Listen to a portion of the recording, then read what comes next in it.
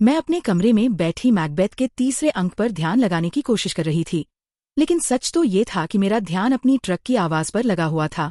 मुझे लगा था कि इतनी तेज बारिश के शोर के बावजूद भी मैं उसके इंजन की गड़गड़ाहट सुन लूंगी। लेकिन जब मैं एक बार फिर पर्दे के पीछे से बाहर झांकने गई तो देखा कि ट्रक अचानक बाहर खड़ी थी। मैं शुक्रवार का बिल्कुल भी इंतजार नहीं कर रही थी, और वह दिन मेरी उम्मीदों से भी ज्यादा खराब निकला। सबसे पहले तो बेहोश होने वाली घटना पर लोगों की टिप्पणियां सुननी पड़ी। खासकर जेसिका को उस कहानी में बहुत मजा आ रहा था। अच्छी बात ये थी कि माइक ने अपना मुंह बंद रखा था, इसलिए किसी को भी एडवर्ड की उसमें क्या भूमिका थी ये पता नहीं चला। लेकिन जेसिका के पास लंच के बारे में पूछने के लिए ढेर सारे सवाल थे। तो कल एडवर्ड कलिन तुमसे क्या चाहता था? ट्रिक की क्लास में जेसिका ने पूछा। मुझे नहीं पता, मैंने सच सच जवाब दिया। वह कभी अपनी बात तक पहुंचा ही नहीं। तुम थोड़ी गुस्से में लग रही थी, उसने टटोलते हुए कहा। सच? मैंने अपना चेहरा बिल्कुल सपाट रखा। तुम जानती हो, मैंने उसे उसके परिवार के अलावा कभी किसी और के साथ बैठते नहीं देखा। वह बहुत अजीब था। हाँ, अजीब तो था, मैंने सहमति में कहा। वह थोड़ी झुंझलाई हुई लगी। उसने अपने घुंघराले काले बालों को झटका। शायद वह उम्मीद कर रही थी कि मैं उसे कोई ऐसी बात बताऊं जिसे वह पूरे स्कूल में मसालेदार कहानी बनाकर सुना सके। शुक्रवार की सबसे बुरी बात ये थी कि मुझे पता होने के बावजूद कि एडवर्ड आने वाला नहीं है, फिर भी मैं उससे मिलने की उम्मीद लगाए बैठी थी। जब मैं जेसिका और माइक के साथ कैफेटेरिया में दाखिल हुई तो खुद को उसकी मेज की ओर देखने से रोक नहीं पाई। वहां रोजली, एलीज और जैस्पर अपने सिर पास लाकर आपस में बातें कर रहे थे, और जब मुझे एहसास हुआ कि पता नहीं एडवर्ड से दोबारा मिलने के लिए मुझे कितने दिन इंतजार करना पड़ेगा, तो उदासी ने मुझे पूरी तरह घेर लिया। हमारी रोज वाली मेज पर सब लोग अगले दिन की योजना बनाने में लगे थे। माइक फिर से बहुत उत्साहित था। उसे स्थानीय मौसम विभाग की इस भविष्यवाणी पर पूरा भरोसा था कि अगले दिन धूप निकलेगी। मुझे तो यह बात तभी माननी थी जब अपनी आंखों से देख लेती। हालांकि आज मौसम कुछ गर्म था, लगभग 60 डिग्री। शायद यह घूमने का कार्यक्रम पूरी तरह दुखद साबित न हो। लंच के दौरान लॉरेन की तरफ से मुझे कई नापसंदगी भरी नजरें मिली। पहले तो मैं समझ नहीं पाई कि वजह क्या है, लेकिन जब हम सब साथ में बाहर निकल रहे थे तब बात साफ हुई। मैं उसके ठीक पीछे चल रही थी, मुश्किल से 1 फुट की दूरी पर, और उसे शायद इसका पता नहीं था। मुझे समझ नहीं आता कि बेला अब से जाकर कलिन्स के साथ ही क्यों नहीं बैठती। उसने मेरा नाम तिरस्कार से लेते हुए माइक से कहा। मैंने पहली बार उसकी आवाज पर ध्यान दिया। उसकी नाक से निकलने वाली तीखी आवाज मुझे बेहद अप्रिय लगी, और उसमें भरी हुई जलन साफ महसूस हो रही थी। मैं उसे इतना जानती भी नहीं थी कि वह मुझसे नफरत करे। कम से कम मुझे तो यही लगता था। वह मेरी दोस्त है, वह हमारे साथ ही बैठेगी, माइक ने धीरे से जवाब दिया। उसकी आवाज में वफादारी थी, लेकिन थोड़ा अधिकार जताने का भाव भी। मैं वहीं रुक गई ताकि जेसिका और एंजेला मेरे आगे निकल जाए। मैं और कुछ नहीं सुनना चाहती थी। उस रात खाने की मेज पर चार्ली सुबह लापुश जाने की मेरी योजना को लेकर काफी खुश दिखाई दिए। शायद उन्हें इस बात का अपराध बोध रहता था कि सप्ताहांत में मुझे अक्सर घर पर अकेला छोड़ देते हैं, लेकिन इतने वर्षों से बनी उनकी आदतें अब बदलने वाली नहीं थीं। उन्हें वहां जाने वाले लगभग हर बच्चे का नाम पता था, उनके माता पिता का भी, और शायद उनके दादा परदादाओं का भी। ऐसा लग रहा था कि उन्हें इस यात्रा से कोई आपत्ति नहीं थी। मैं सोचने लगी कि अगर उन्हें पता चले कि मैं सियाटल एडवर्ड कलिन के साथ जाने वाली हूं, तो क्या तब भी वे इतना ही खुश होंगे? लेकिन यह बात मैं उन्हें बताने वाली नहीं थी। डैड, क्या आप गोट रॉक्स या ऐसा ही कोई नाम जानते हैं? मेरा ख्याल है वह माउंट रेनियर के दक्षिण में है, मैंने सामान्य ढंग से पूछा। हाँ, क्यों? मैंने कंधे उचकाए। कुछ बच्चे वहां कैंपिंग की बात कर रहे थे। कैंपिंग के लिए वह कोई खास अच्छी जगह नहीं है, उन्होंने हैरानी से कहा। वहां बहुत ज्यादा भालू होते हैं। ज्यादातर लोग वहां शिकार के मौसम में जाते हैं। ओह, मैंने धीरे से कहा। शायद मैंने जगह का नाम गलत सुन लिया होगा। मेरा इरादा तो देर तक सोने का था, लेकिन एक अनोखी चमक ने मुझे जगा दिया। मैंने आंखें खोली तो देखा कि खिड़की से सुनहरी धूप मेरे कमरे में फैल रही थी। मुझे अपनी आंखों पर यकीन ही नहीं हुआ। मैं जल्दी से खिड़की तक गई और बाहर झांका। सचमुच धूप निकली हुई थी। सूरज आसमान में कुछ अजीब जगह पर था, काफी नीचे, और ऐसा लग रहा था जैसे वह सामान्य दिनों जितना पास भी नहीं है। लेकिन वह सूरज ही था। क्षितिज पर बादलों की एक लंबी कतार थी, मगर बीच में नीले आसमान का बड़ा सा टुकड़ा साफ दिखाई दे रहा था। मैं काफी देर तक खिड़की के पास ही खड़ी रही। मुझे डर था कि जैसे ही मैं वहां से हटूंगी, ये नीला आसमान फिर से गायब हो जाएगा। न्यूटन्स की ओलंपिक आउटफिटर्स दुकान शहर के उत्तर में थी। मैंने उस दुकान को पहले भी कई बार देखा था, लेकिन कभी अंदर नहीं गई थी, क्योंकि मुझे खुले जंगलों या लंबे आउटडोर सफरों के लिए सामान खरीदने की कभी जरूरत ही नहीं पड़ी थी। पार्किंग में पहुंचते ही मैंने माइक की सबर्बन और टाइलर की सेंट्रा पहचान ली। जब मैंने अपनी ट्रक उनके पास खड़ी की, तो देखा कि सब लोग सबर्बन के सामने खड़े थे। एरिक वहां था, साथ ही मेरी क्लास के 2 और लड़के, जिनके नाम शायद बेन और कॉनर थे। जेसिका भी थी, उसके साथ एंजेला और लॉरेन खड़ी थीं। 3 और लड़कियां भी थीं, जिनमें से एक वही थी जो शुक्रवार को जिम क्लास में गिर गई थी। मुझे देखते ही उसने घूरकर देखा और लॉरेन के कान में कुछ फुसफुसाई। लॉरेन ने अपने सुनहरे रेशमी बाल पीछे झटके और मुझे तिरस्कार भरी नजर से देखा। मैं समझ गई, आज का दिन भी आसान नहीं होने वाला था। कम से कम माइक मुझे देखकर सचमुच खुश था। तुम आ गई, उसने खुशी से पुकारा। और मैंने कहा था ना कि आज धूप निकलेगी। मैंने तो पहले ही कहा था कि मैं आऊंगी, मैंने उसे याद दिलाया। हम बस ली और सामंथा का इंतजार कर रहे हैं, जब तक कि तुम किसी और को साथ नहीं लाई हो। माइक ने थोड़ा रुककर पूछा। नहीं, मैंने सहजता से झूठ बोल दिया। मुझे उम्मीद थी कि मेरा झूठ पकड़ा नहीं जाएगा, लेकिन मन ही मन मैं अब भी चाह रही थी कि कोई चमत्कार हो जाए और एडवर्ड अचानक वहां आ जाए। माइक संतुष्ट दिखा। क्या तुम मेरी कार में चलोगी? वरना ली की मम्मी की मिनी वैन में बैठना पड़ेगा। जरूर। उसके चेहरे पर खुशी फैल गई। माइक को खुश करना सचमुच बहुत आसान था। तुम आगे वाली सीट पर बैठ सकती हो, माइक ने वादा किया। मैंने अपनी निराशा छिपा ली। माइक और जेसिका दोनों को एक साथ खुश रखना इतना आसान नहीं था। मैंने देखा कि जेसिका अब हमें घूर रही थी, लेकिन किस्मत मेरे पक्ष में थी। ली अपने साथ 2 अतिरिक्त लोगों को ले आया और अचानक हर सीट की जरूरत पड़ गई। मैंने किसी तरह जेसिका को अपने और माइक के बीच आगे वाली सीट पर बैठा दिया। माइक इस बात से ज्यादा खुश नहीं था, लेकिन कम से कम जेसिका का गुस्सा शांत हो गया। फोक से ला पुश केवल 15 मील दूर था। पूरे रास्ते सड़क के दोनों ओर घने गहरे हरे जंगल फैले हुए थे और चौड़ी क्विलेट रिवर 2 बार सड़क के नीचे से बल खाती हुई गुजरती थी। मुझे खुशी थी कि मुझे खिड़की वाली सीट मिली थी। हमने कार की खिड़कियां खोल दी थीं, क्योंकि 9 लोगों के साथ सबर्बन के अंदर घुटनसी हो रही थी। मैं कोशिश कर रही थी कि जितनी हो सके उतनी धूप अपने अंदर समेट लूं। फोक्स में चार्ली के साथ बिताई गई गर्मियों के दौरान मैं ला पुश के समुद्र तटों पर कई बार आ चुकी थी, इसलिए फर्स्ट बीच का लगभग 1 मील लंबा अर्धचंद्राकार किनारा मेरे लिए नया नहीं था। फिर भी उसकी खूबसूरती हर बार की तरह सांसें रोक देने वाली थी। धूप होने के बावजूद समुद्र का पानी गहरे स्लेटी रंग का था। सफेद झाग वाली ऊंची लहरें लगातार धूसर पथरीले किनारे से टकरा रही थीं। बंदरगाह के इस्पाती रंग के पानी से कई छोटे छोटे द्वीप उभर रहे थे।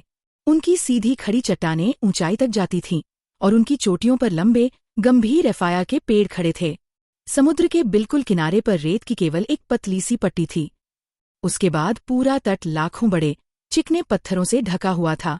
दूर से वे सभी एक जैसे धूसर दिखाई देते थे, लेकिन पास जाकर देखने पर हर पत्थर का रंग अलग था। टेराकोटा, समुद्री हरा, लैवेंडर, नीला धूसर और फीका सुनहरा। ज्वार की रेखा के पास विशाल बहकर आए पेड़ों के तने बिखरे पड़े थे।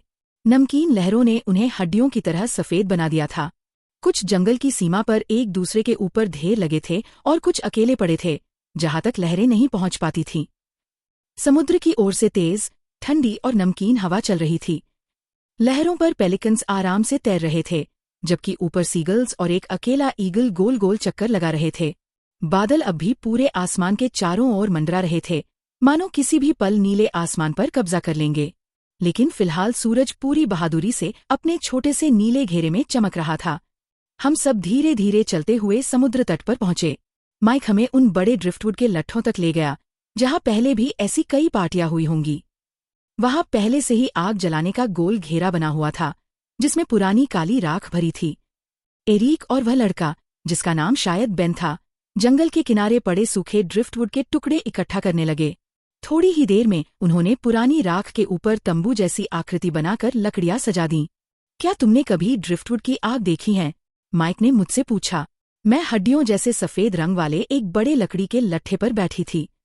दूसरी लड़कियां मेरे दोनों तरफ बैठकर उत्साह से गपशप कर रही थीं। माइक आग के पास घुटनों के बल बैठ गया और सिगरेट लाइटर से एक छोटी लकड़ी जलाई। नहीं, मैंने जवाब दिया। उसने जलती हुई लकड़ी को सावधानी से बाकी लकड़ियों के बीच रख दिया। तो फिर तुम्हें ये पसंद आएगी। इसके रंग ध्यान से देखना। उसने एक और छोटी लकड़ी जलाई और पहली के पास रख दी। सूखी लकड़ियों में आग तेजी से खैलने लगी। अरे, ये तो नीली है, मैंने हैरानी से कहा। यह नमक की वजह से होता है। सुंदर है ना? उसने एक और लकड़ी आग में रखी और फिर मेरे पास आकर बैठ गया। मेरी राहत की बात ये थी कि जेसिका उसके दूसरी तरफ बैठी थी। उसने तुरंत माइक का पूरा ध्यान अपनी ओर खींच लिया।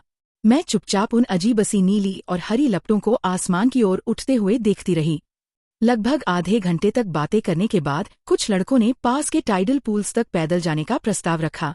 मैं दुविधा में पड़ गई। एक तरफ मुझे टाइडल पूल्स बहुत पसंद थे। बचपन से ही वे मुझे मोहित करते आए थे। सच कहूँ तो फोक्स आने पर वही उन गिनी चुनी चीजों में से थे जिनका मुझे हमेशा इंतजार रहता था। लेकिन दूसरी तरफ मैं उनमें कई बार गिर भी चुकी थी। 7 साल की उम्र में पापा के साथ गिरना कोई बड़ी बात नहीं थी। तभी मुझे एडवर्ड की बात याद आई। समुद्र में मत गिरना। आखिरकार लॉरेन ने मेरे लिए फैसला आसान कर दिया।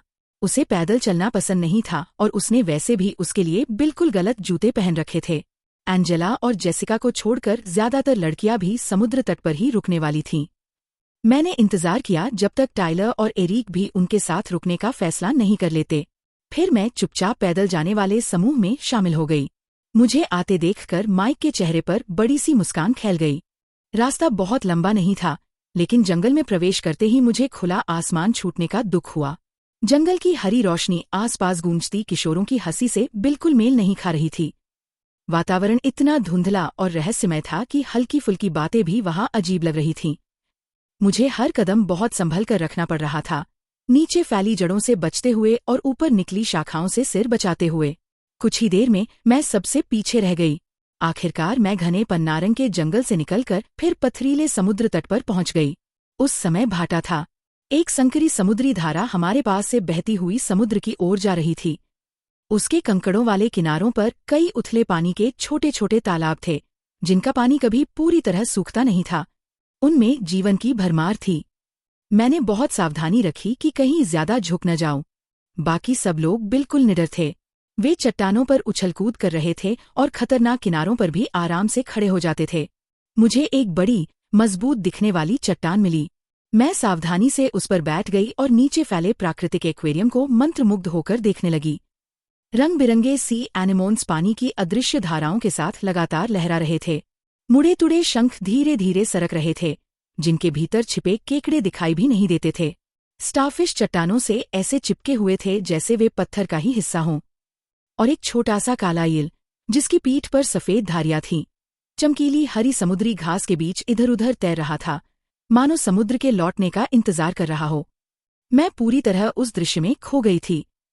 बस मेरे मन का एक छोटा सा हिस्सा यही सोच रहा था कि इस समय एडवर्ड क्या कर रहा होगा, और अगर वह मेरे साथ यहाँ होता तो इस दृश्य को देखकर क्या कहता।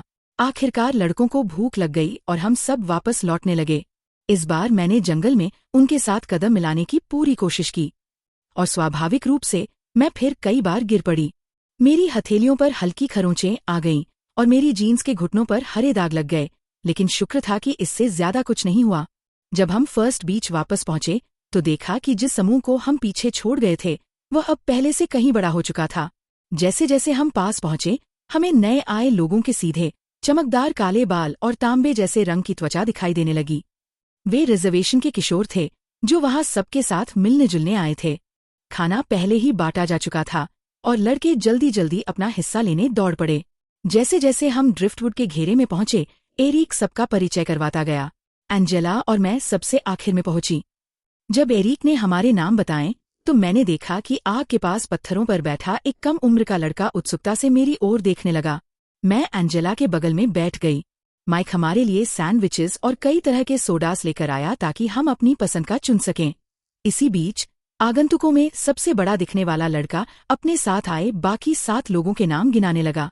मुझे केवल इतना याद रह पाया कि उन लड़कियों में से एक का नाम भी जेसिका था, और जिस लड़के ने मेरी ओर दिलचस्पी से देखा था उसका नाम जाकोब था। एंजेला के साथ बैठना बहुत सुकून देने वाला था। वह उन लोगों में से थी जिन्हें हर खामोशी को बातों से भरने की जरूरत महसूस नहीं होती।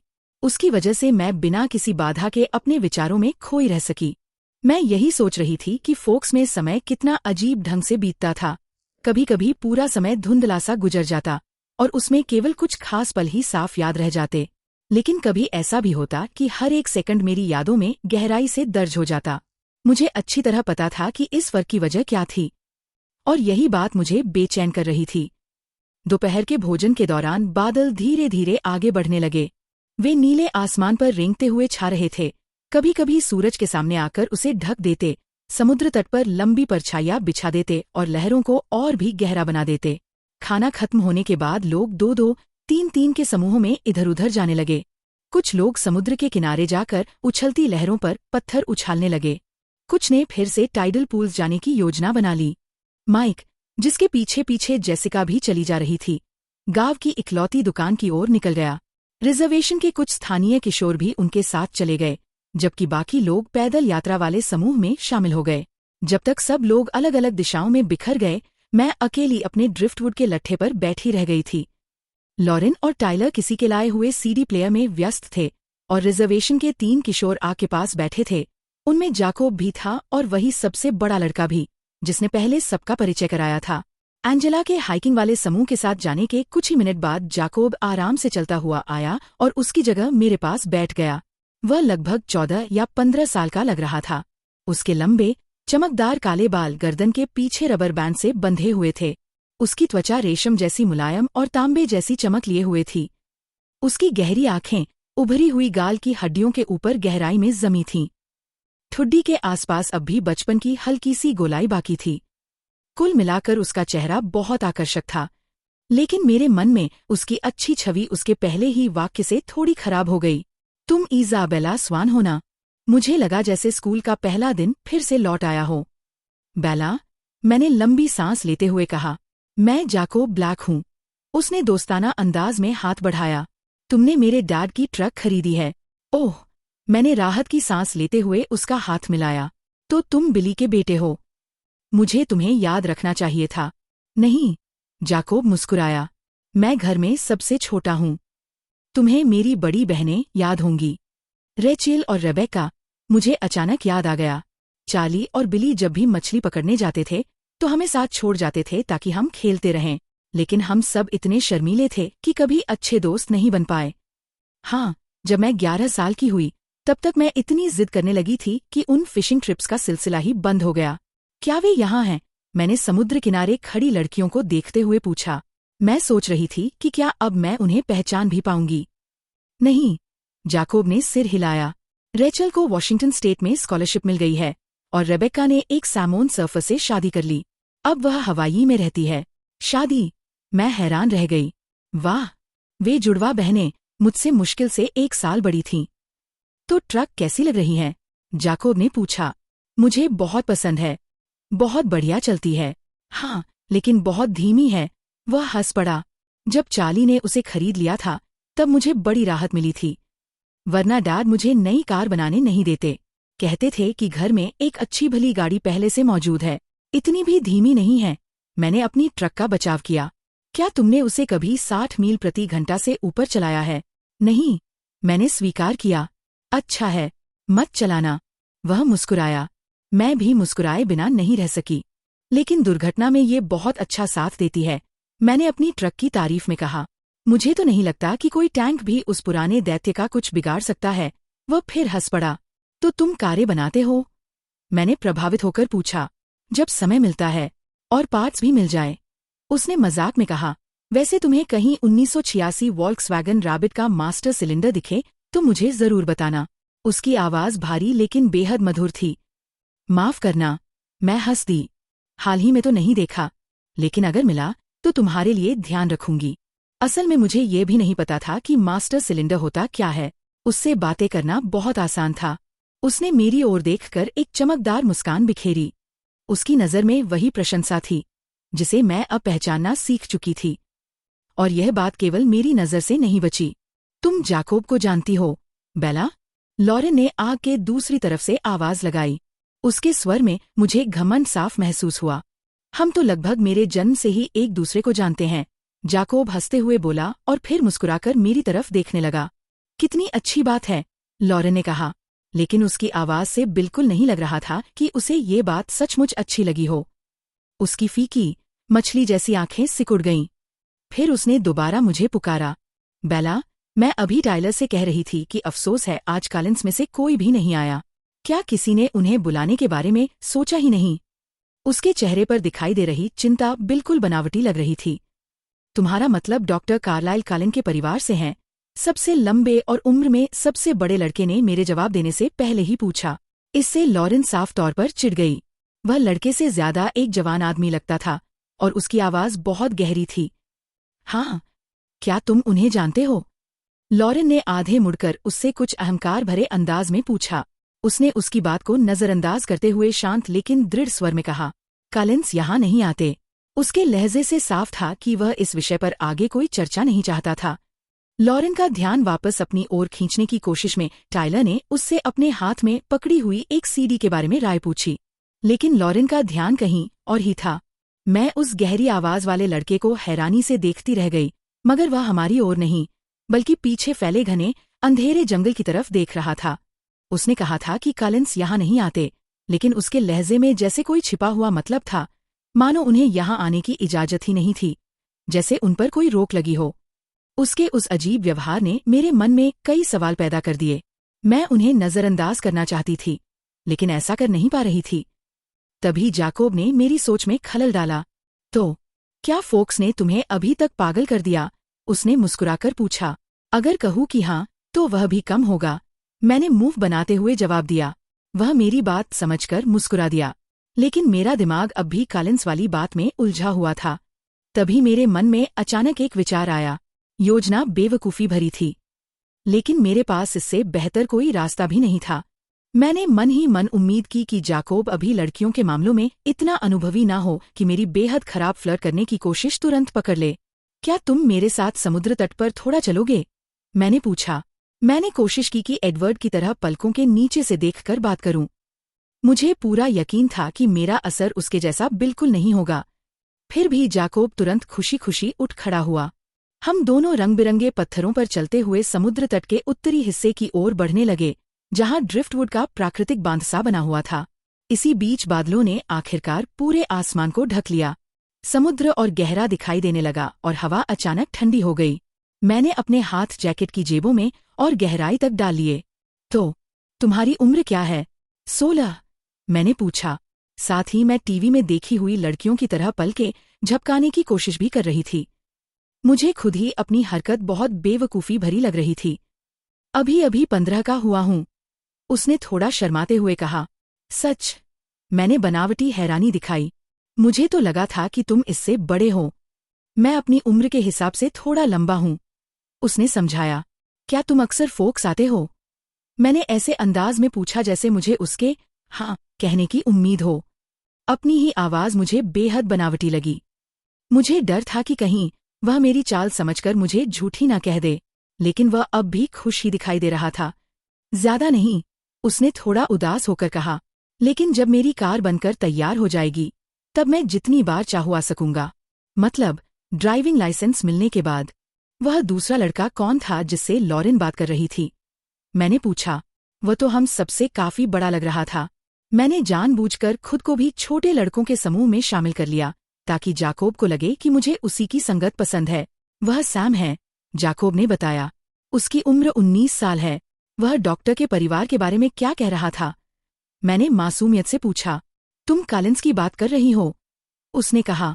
उन्हें रिजर्वेशन में आने की अनुमति नहीं है। यह कहते हुए उसने समुद्र में दूर दिखाई दे रहे जेम्स आइलैंड की ओर देखा। अब मुझे पूरा यकीन हो गया कि मैंने सैम की बात सही समझी थी। क्यों नहीं? उसने मेरी तरफ देखा और होंठ काट लिए। ओह, मुझे इसके बारे में कुछ नहीं कहना चाहिए। मैं किसी को नहीं बताऊंगी, मैंने मुस्कुराते हुए कहा। बस मुझे जिज्ञासा हो रही है। मैंने अपनी मुस्कान को जितना हो सके आकर्षक बनाने की कोशिश की। मन ही मन सोच रही थी कि कहीं मैं जरूरत से ज्यादा अभिनय तो नहीं कर रही। लेकिन जाकोब भी मुस्कुरा दिया। वह सचमुच मेरे प्रभाव में आता हुआ लगा। फिर उसने एक भौं हल्की सी उठाई और उसकी भारी आवाज पहले से भी धीमी और रहस्यमय हो गई। क्या तुम्हें डरावनी कहानियां पसंद हैं? उसने गंभीर स्वर में पूछा। मुझे तो बहुत पसंद हैं, मैंने उत्साह से कहा और फिर से उसे प्रभावित करने की कोशिश की। जाकोब पास पड़े एक विशाल ड्रिफ्टवुड के तने तक चला गया। उसकी जड़ें बाहर निकली हुई थीं और किसी विशाल सफेद मकड़ी की लंबी टांगों जैसी लग रही थीं। वह हल्के से एक मुड़ी हुई जड़ पर बैठ गया। मैं उसके नीचे उसी पेड़ के तने पर बैठ गई। वह नीचे पत्थरों की ओर देखता रहा। उसके होठों पर हल्की सी मुस्कान तैर रही थी। मैं समझ गई कि वह अब कहानी को थोड़ा नाटकीय बनाने वाला है। मैंने पूरी कोशिश की कि मेरी आंखों में जो असली उत्सुकता थी वह उसे दिखाई न दे। क्या तुमने हमारे पुराने किस्सों के बारे में कभी सुना है? उसने शुरुआत की। मतलब, क्विल्यूट्स लोगों की उत्पत्ति की कहानियां? ज्यादा नहीं, मैंने स्वीकार किया। हमारे पास बहुत सी दंतकथाएं हैं। उनमें से कुछ तो यह दावा करती हैं कि वे महाप्रलय के समय की हैं। कहा जाता है कि उस समय हमारे पूर्वजों ने अपनी कनूस को पहाड़ों के सबसे ऊंचे पेड़ों से बांध दिया था ताकि नो और उसकी आग की तरह वे भी बच सकें। यह कहते हुए वह मुस्कुराया, मानो खुद भी इन कहानियों पर पूरी तरह विश्वास नहीं करता हो। एक और दंतकथा कहती है कि हमारा वंश भेड़ियों से चला है और आज भी भेड़िए हमारे भाई माने जाते हैं। इसी वजह से हमारी जनजाति के नियमों के अनुसार किसी भी भेड़िए को मारना मना है। फिर उसकी आवाज और भी धीमी हो गई। और फिर आती हैं कोल्ड वंस की कहानियां। Cold ones? मैंने पूछा। इस बार मेरी उत्सुकता बिल्कुल असली थी। हाँ, उनकी कहानियां भी भेड़ियों वाली दंतकथाओं जितनी ही पुरानी हैं। कुछ तो उनसे भी नई हैं। दंतकथाओं के अनुसार मेरे अपने परदादा उनमें से कुछ कोल्ड वंस को जानते थे। उन्हीं ने वह संधि की थी जिसकी वजह से वे हमारी जमीन से दूर रहे। उसने आंखें घुमाईं, जैसे उसे ये सब थोड़ा हास्यास्पद लगता हो। तुम्हारे परदादा? मैंने उसे आगे बोलने के लिए प्रेरित किया। वे हमारे ट्राइब के एल्डर थे, बिल्कुल मेरे पिता की तरह। देखो, कोल्ड वंस भेड़ियों के प्राकृतिक दुश्मन माने जाते हैं। वह थोड़ा रुका। असल में साधारण भेड़ियों के नहीं, बल्कि उन भेड़ियों के जो इंसानों में बदल जाते थे, जैसे हमारे पूर्वज। तुम उन्हें वेयरवुल्व्स कहोगी। क्या वेयरवुल्व्स के भी दुश्मन होते हैं? मैंने पूछा। सिर्फ एक। मैंने उसकी ओर पूरे ध्यान से देखा। मैं चाहती थी कि मेरी बेचैनी उसे ना दिखे, इसलिए मैंने उसे प्रशंसा भरी नजरों से देखना जारी रखा। जाकोब ने आगे कहा, इसलिए कोल्ड वंस हमेशा से हमारे दुश्मन माने जाते रहे हैं। लेकिन मेरे परदादा के समय जो समूह हमारे इलाके में आया था वह अलग था। वे अपनी जाति के बाकी लोगों की तरह शिकार नहीं करते थे। उन्हें हमारी जनजाति के लिए खतरनाक नहीं माना जाता था। इसलिए मेरे परदादा ने उनके साथ एक समझौता किया। अगर वे हमारी जमीन से दूर रहेंगे तो हम भी उन्हें पेल फेसेस के सामने बेनकाब नहीं करेंगे। यह कहते हुए उसने मेरी तरफ आंख मार दी। अगर वे खतरनाक नहीं थे तो फिर?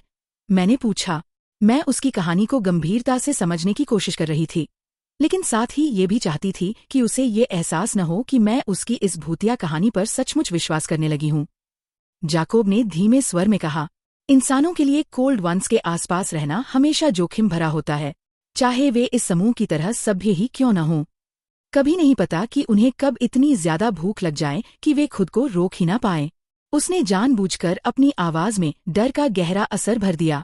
तुम्हारा मतलब सभ्य से क्या है? मैंने पूछा। उनका दावा था कि वे इंसानों का शिकार नहीं करते। कहते थे कि उन्होंने किसी तरह जानवरों का शिकार करना सीख लिया था। मैंने पूरी कोशिश की कि मेरी आवाज सामान्य लगे। तो इसका कलन से क्या संबंध है? क्या वे भी वैसे ही हैं जैसे तुम्हारे परदादा के समय वाले कोल्ड वंस थे? जाकोब ने सिर हिलाया। नहीं। वह कुछ पल रुका, मानो नाटकीय प्रभाव पैदा करना चाहता हो। वे वही हैं। शायद उसे लगा कि मेरे चेहरे पर जो भाव हैं वे उसकी कहानी से डरे हुए इंसान के हैं। वह मुस्कुराया और आगे बोला, अब उनके साथ एक नई औरत और एक नया आदमी भी हैं, लेकिन बाकी सब वही हैं। मेरे परदादा के समय भी उनके नेता कार्लाइल को लोग जानते थे। वह तो तुम्हारे लोगों के यहाँ आने से भी बहुत पहले इस इलाके में आ चुका था और जा भी चुका था। वह अपनी मुस्कान रोकने की कोशिश कर रहा था। आखिरकार मैंने पूछा, वे आखिर हैं क्या? ये कोल्ड वंस कौन हैं? उसके चेहरे पर एक रहस्यमयी मुस्कान उभरी। खून पीने वाले, उसने बेहद ठंडी आवाज में कहा। तुम्हारे लोग उन्हें वैम्पायर्स कहते हैं। उसका जवाब सुनने के बाद मैं कुछ देर तक उफनती हुई लहरों को ही देखती रही। मुझे खुद भी नहीं पता था कि इस समय मेरे चेहरे पर क्या दिखाई दे रहा होगा। देखो, तुम्हारे रोंगटे खड़े हो गए। जाकोब हंसते हुए बोला, तुम बहुत अच्छे कहानीकार हो। मैंने उसकी तारीफ की, लेकिन मेरी नज़र अब भी समुद्र पर ही टिकी हुई थी। कहानी थोड़ी पागलपन भरी है ना? वह हंसा। अब समझी कि मेरे डैड हमें ये सब किसी को बताने से क्यों मना करते हैं। मैं अभी भी अपने चेहरे के भावों पर इतना नियंत्रण नहीं कर पा रही थी कि उसकी तरफ देख सकूं। चिंता मत करो, मैंने कहा। मैं किसी को नहीं बताऊंगी कि तुमने मुझे ये सब बताया है। लगता है मैंने अभी अभी उस संधि का उल्लंघन कर दिया। जाकोब हंस पड़ा। मैं ये राज अपने साथ कब्र तक ले जाऊंगी, मैंने वादा किया। ये कहते ही मेरे शरीर में एक ठंडी सिहरन दौड़ गई। फिर वह थोड़ा गंभीर हो गया। लेकिन सच में, चार्ली से इसके बारे में कुछ मत कहना। जब डॉक्टर कालिन ने अस्पताल में काम शुरू किया था, तब हमारे कुछ लोग वहां इलाज कराने नहीं गए थे। ये सुनकर चार्ली मेरे डैड से बहुत नाराज हुए थे। मैं नहीं बताऊंगी, मैंने तुरंत कहा। बिल्कुल भी नहीं, जाकोब ने हल्के मजाकिया अंदाज में पूछा। तो क्या तुम्हें लगता है कि हम लोग बस अंधविश्वासी आदिवासी हैं? उसकी आवाज हल्की थी, लेकिन उसमें चिंता की झलक भी थी। मैं अभी तक समुद्र की ओर ही देख रही थी। फिर मैंने उसकी तरफ मुड़कर जितना हो सके उतनी सामान्य मुस्कान दी। नहीं, लेकिन हाँ, डरावनी कहानियां सुनाने में तुम सचमुच बहुत माहिर हो। देखो, अभी भी मेरे रोंगटे खड़े हैं। मैंने अपनी बाह उसकी ओर बढ़ा दी। कमाल, जाकोब मुस्कुरा दिया। उसी समय समुद्र तट पर पड़े पत्थरों के आपस में टकराने की आवाज सुनाई दी। हम दोनों ने एक साथ सिर उठाकर देखा। करीब 50 गज दूर माइक और जेसिका हमारी तरफ चले आ रहे थे। तो तुम यहाँ हो, बेला? माइक ने राहत की सांस लेते हुए आवाज लगाई और हाथ हिलाया। जाकोब ने हल्की मुस्कान के साथ पूछा, क्या वह तुम्हारा बॉयफ्रेंड है? उसकी आवाज से साफ था कि उसने माइक के लहजे में छिपी जलन पहचान ली थी। मुझे हैरानी हुई कि ये बात इतनी साफ दिखाई दे रही थी। नहीं, मैंने धीरे से कहा, बिल्कुल भी नहीं। उस समय मैं जाकोब की बहुत आभारी थी। मैं चाहती थी कि वह खुश रहे, इसलिए मैंने सावधानी से माइक की तरफ पीठ करते हुए जाकोब को आंख मार दी। मेरी अनाड़ी सी फ्लर्ट करने की कोशिश से वह बेहद खुश हो गया। तो जब मुझे ड्राइविंग लाइसेंस मिल जाएगा, उसने कहना शुरू किया, तब फोक्स आना। मैंने बात पूरी की। हम कभी साथ घूम सकते हैं। यह कहते हुए मुझे थोड़ा अपराधबोध हुआ। मैं जानती थी कि मैंने उससे जानकारी निकालने के लिए उसका इस्तेमाल किया था, लेकिन यह भी सच था कि मुझे जाकोब सचमुच पसंद आया था। वह ऐसा इंसान था जिससे मैं आसानी से दोस्ती कर सकती थी। तब तक माइक हमारे पास पहुंच चुका था। जेसिका उससे कुछ कदम पीछे थी। मैंने देखा कि माइक जाकोब को ऊपर से नीचे तक देख रहा था। शायद उसकी कम उम्र देखकर उसे थोड़ी तसल्ली मिल गई थी। तुम कहाँ थी? उसने पूछा। हालांकि जवाब तो उसके सामने ही मौजूद था। जाकोब मुझे यहाँ की कुछ स्थानीय कहानियां सुना रहा था, मैंने कहा। वे सचमुच बहुत दिलचस्प थीं। मैंने जाकोब की तरफ गर्मजोशी से मुस्कुराकर देखा। वह भी मुस्कुराकर जवाब देने लगा। माइक कुछ पल चुप रहा। वह हमारे बीच की सहज दोस्ती को ध्यान से देख रहा था और शायद पूरे हालात का दोबारा अंदाजा लगा रहा था। फिर उसने कहा, हम लोग सामान समेट रहे हैं। लगता है थोड़ी देर में बारिश शुरू हो जाएगी। हम सबने ऊपर आसमान की ओर देखा। काले बादल सचमुच बरसने के लिए तैयार दिखाई दे रहे थे। ठीक है, मैं तुरंत उठ खड़ी हुई।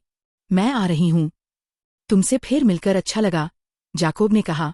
उसके चेहरे से लग रहा था कि वह ये बात जानबूझकर थोड़ा जोर देकर कह रहा है, ताकि माइक को हल्की सी चिढ़ हो। मुझे भी, मैंने मुस्कुराकर कहा। अगली बार जब चार्ली बिली से मिलने आएंगे, तो मैं भी साथ आऊंगी। उसके चेहरे पर बड़ी सी मुस्कान खेल गई। वह बहुत अच्छा होगा। और धन्यवाद, मैंने पूरे मन से कहा। मैंने अपनी हुड सिर पर चढ़ा ली और हम सब पार्किंग की तरफ पत्थरों पर चलते हुए लौटने लगे। बारिश की पहली कुछ बूंदें गिरने लगी थीं। जहां जहां वे पत्थरों पर गिरतीं, वहां छोटे छोटे काले धब्बे बन जाते। जब हम सबर्बन तक पहुंचे, तब तक बाकी लोग सारा सामान वापस कार में रख चुके थे। मैं पीछे वाली सीट पर एंजेला और टाइलर के पास जाकर बैठ गई। मैंने हंसते हुए कहा, आगे वाली सीट पर बैठने की बारी तो मेरी पहले ही हो चुकी है।